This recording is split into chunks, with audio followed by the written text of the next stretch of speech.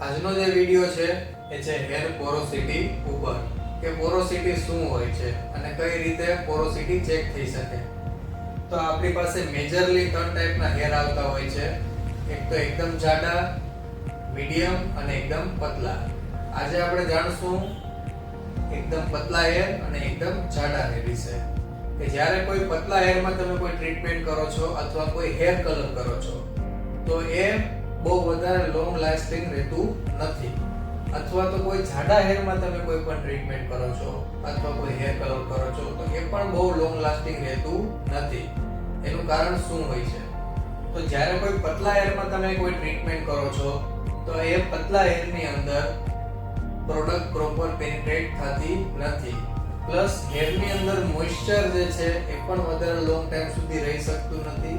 અથવા જ્યારે કોઈ પ્રોડક્ટ એની ઉપર એપ્લાય કરી ત્યારે પ્રોડક્ટ પ્રોપર એબ્ઝોર્બ થશે પણ એક્સેસ પ્રોડક્ટ એ રિલીઝ કરી શકતું નથી. એના લીધે ટેમ્પરરી બેસિસ ઉપર તમને રિઝલ્ટ સારું જોવા મળશે પણ લોંગ ટાઈમમાં પતલા હેરમાંથી તરત જ રિઝલ્ટ જોવા મળશે.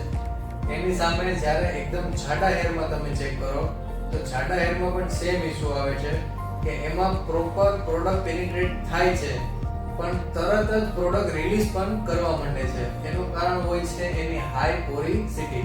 તો હાઈ પોરોસિટી હોવાના લીધે હેરની અંદર કોઈ પણ ટ્રીટમેન્ટ અથવા હેર કલર બહુ લોંગ ટાઈમ સુધી રહી શકતો નથી. કેમ કે હાઈ પોરોસિટીના લીધે એ હેરની અંદર પ્રોડક્ટનું એબ્ઝોર્બ અને રિલીઝ એકદમ ફાસ્ટ થવા માંડે છે. જેના લીધે એકદમ થીક હેરમાં કોઈ પણ ટ્રીટમેન્ટ અથવા હેર કલરનો રિઝલ્ટ પણ બહુ લોંગ ટાઈમ સુધી રહેતું નથી. પણ નોર્મલ પોરોસિટી શું કરવા હેરની હોવી જોઈએ?